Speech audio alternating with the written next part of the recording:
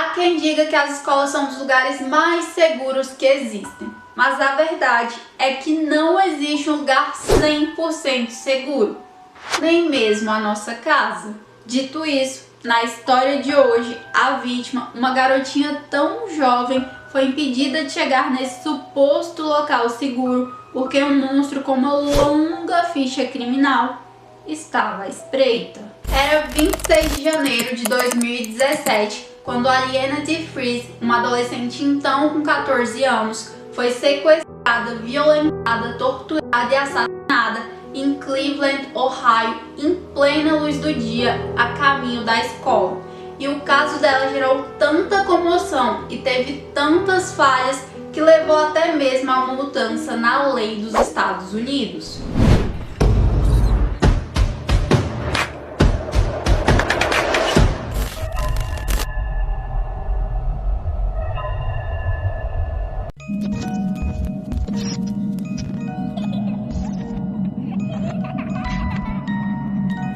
Oi, Homes, tudo bem com vocês, folks? Eu sei que já faz um tempo e eu juro que os meus motivos são legítimos, mas eu prometo de mindinho tentar, com todas as minhas forças, ter mais presente por aqui.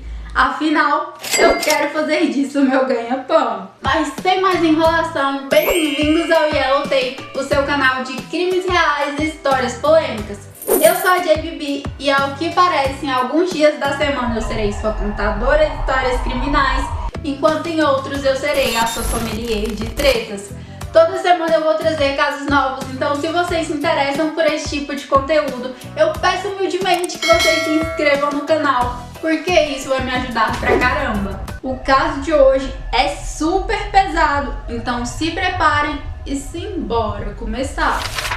Aliena DeFries, filha de Damon DeFries e Donesha Cooper, estava no 7º ano na E-Prep and Village Prep, Woodland Hills, e ela era uma adolescente feliz e animada de 14 anos. Contudo, a Aliena lidava com algumas dificuldades diariamente, visto que ela sofria de uma doença de desenvolvimento, uma condição crônica que dificulta a vida do indivíduo de diversas maneiras, especialmente na linguagem, mobilidade, aprendizagem, autoajuda e vida independente. E apesar dessas limitações, ou talvez por isso, a Aliena insistia em tentar ser mais independente. Então ela fazia questão de pegar o ônibus para a escola sozinha, algo que nem a mãe nem a avó dela gostavam. Mas como uma das paradas do ônibus era em frente à delegacia, elas se sentiam mais tranquilas. E apesar dos temores, tudo transcorreu bem, por um tempo. Até 26 de janeiro de 2017, quando os receios e temores se concretizaram. I don't understand how someone can take away a sweet, innocent child like Aliena. She ran back and gave me a hug and kiss. I was grateful for that moment because I almost missed it, because that was the last time I'd seen her. O dia começou normalmente, a Aliena pegou o ônibus de sempre, seguiu o caminho de sempre, mas diferentemente dos outros dias, as câmeras de segurança mostram que após atravessar a East 93 Avenue, a Aliena foi parada por um homem em frente à True Gospel Missionary Baptist Church, que, como o nome sugere, é uma igreja batista da região. As câmeras de segurança da igreja mostraram que aquele homem estava andando para lá e para cá, nervosamente em frente à igreja por várias horas já. E de acordo com uma testemunha, a Aliena tentou se desviar desse homem, mas quando ela ultrapassou, ele a agarrou por trás. A testemunha preferiu não chamar a polícia porque ele não sabia qual era a relação entre a Aliena e aquele homem. E assim, eu até entendo, sabe? É chato a gente se meter na vida dos outros, mas quando há um comportamento estranho e a presença de alguém que é visivelmente menor de idade, eu acho que a gente deveria pelo menos reportar para a polícia que algo pode estar errado. Sei lá, é melhor pedir desculpas pelo engano do que ficar com a sensação de culpa que você poderia ter evitado uma tragédia. Looks towards the individual, and then she steps back away from him. My first thought was to call the police. He grabs her and does like this, but I seen him and he did it, but I didn't know who he was.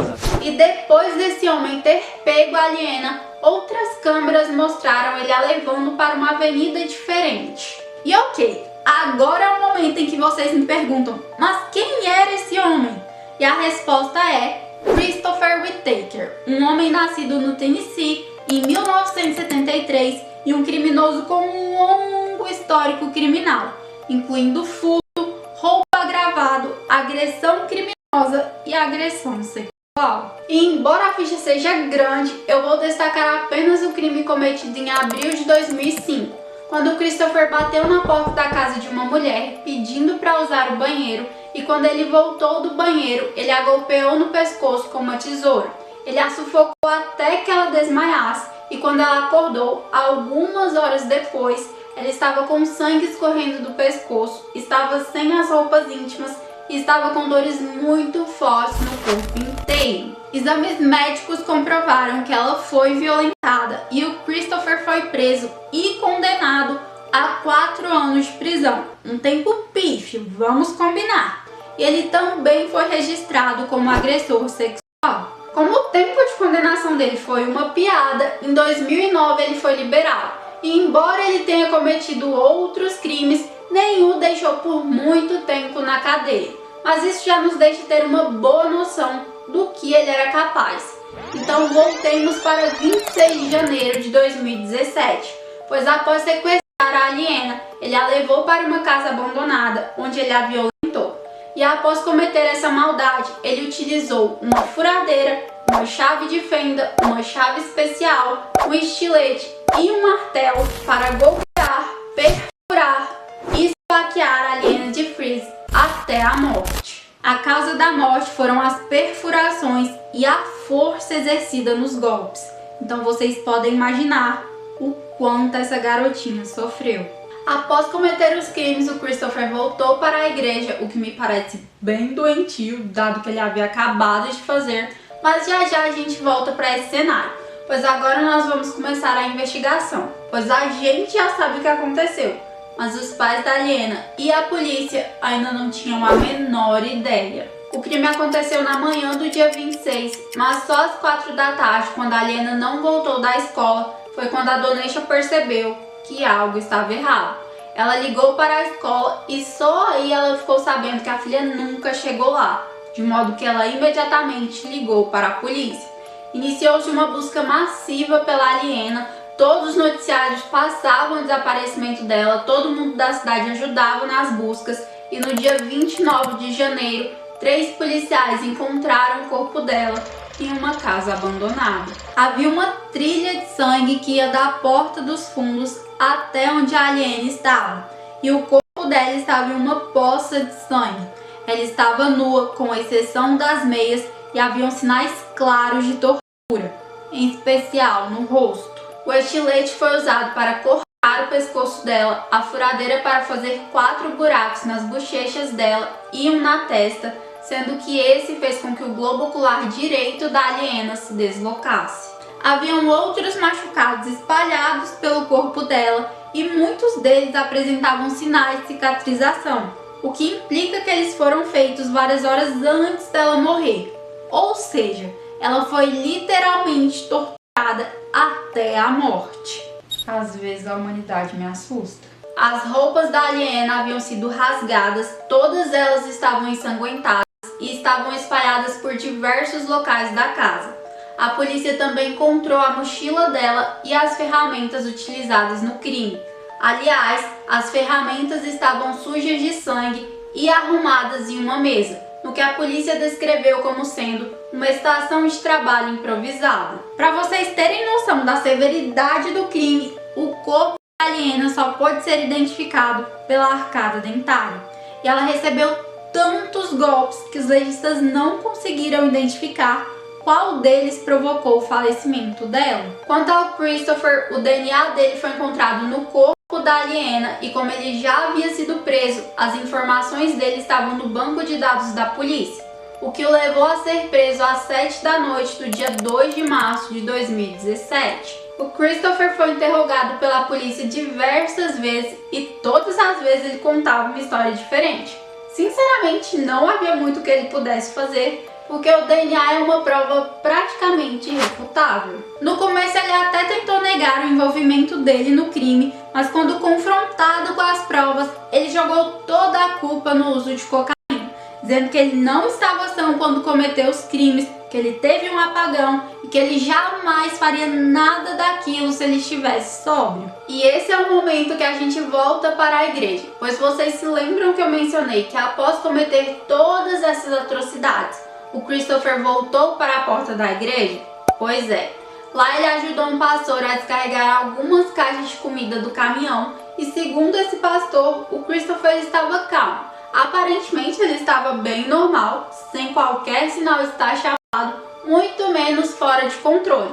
Então, para mim e para a polícia, toda aquela história de blackout não passava de conversa fiada. E digo mais, ele disse que as pessoas o veriam como um monstro, mas que ele não era um monstro, que ele era apenas um viciado que cometeu um erro que nunca deveria ter acontecido e que ele não queria a foto dele divulgada na televisão. This defendant followed a child from a bus stop, kidnapped her, then savagely and brutally assaulted her and murdered her. People will look at me like a monster. I'm not a monster. I'm just an addict that made a mistake. What shouldn't have happened? E toda essa fala me deixa muito brava, porque se ele não se considera um monstro, mesmo após ter feito tudo aquilo, o que de acha ele acha que um monstro é? E ele não cometeu um erro, ele cometeu um crime com requintes de crueldade.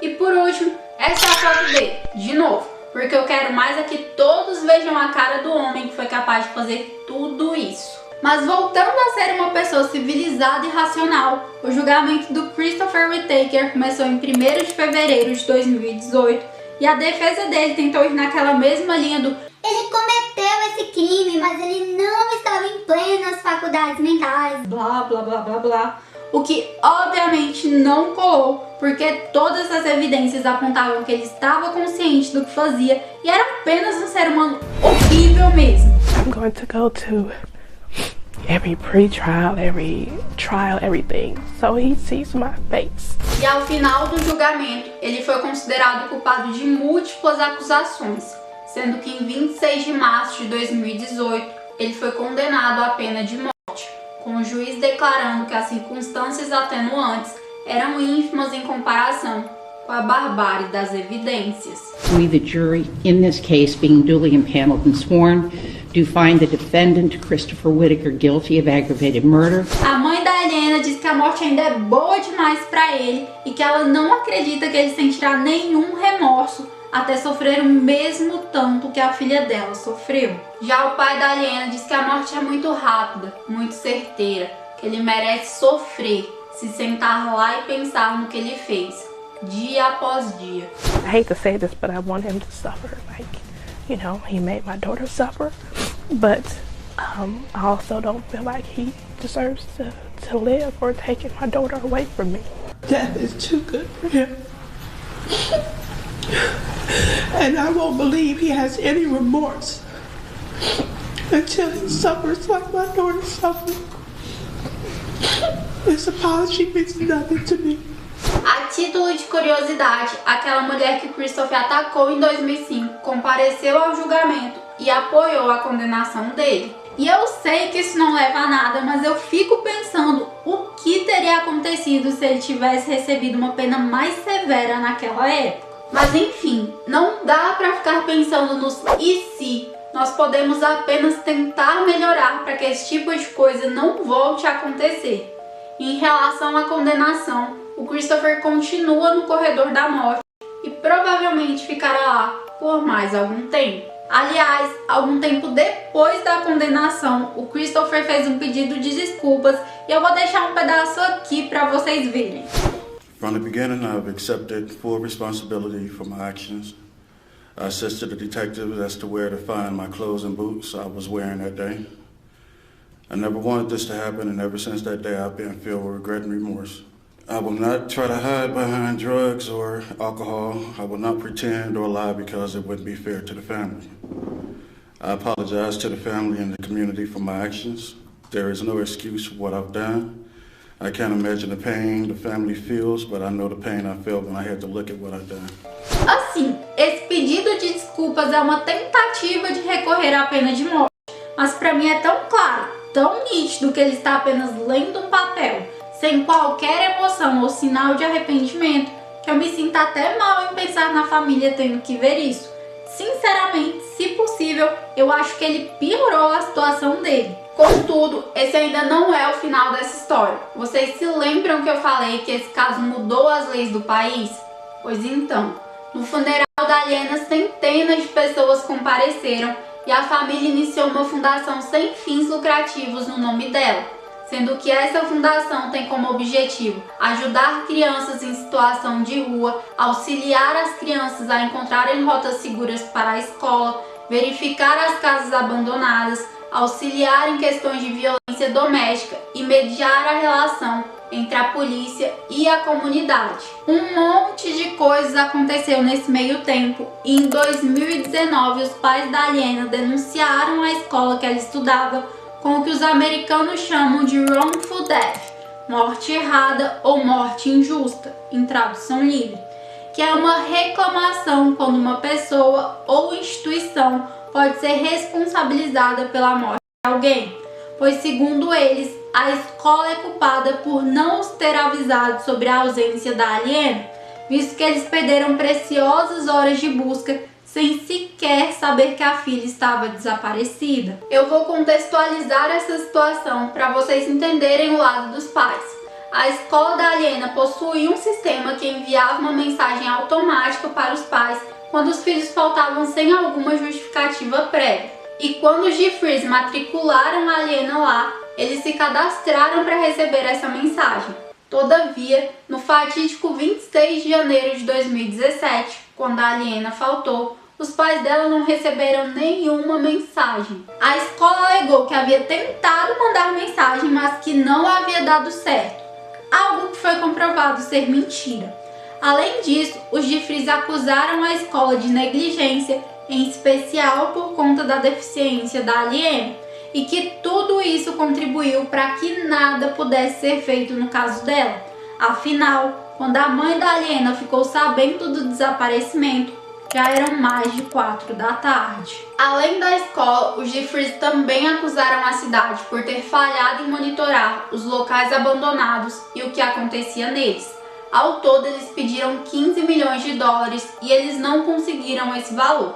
Na realidade, eles conseguiram apenas 1 milhão de dólares. Mas a verdade é que nenhum dinheiro desse mundo vai trazer a filha deles de volta, nem vai tapar o buraco que ela deixou. Então, na minha opinião, eles conseguiram algo ainda mais valioso do que o dinheiro: a aprovação da lei Aliena Allert em janeiro de 2019. Essa lei faz com que as escolas precisem notificar os pais dentro de 120 minutos, contados a partir do início da primeira aula, sempre que um filho ou filha faltar, sem a justificativa ou aviso prévio dos pais. E com isso espera-se que a vida de muitas crianças sejam salvas.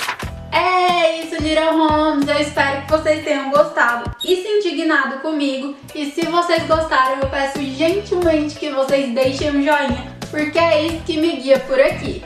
Não esqueçam de se inscrever, se cuidem e até a próxima!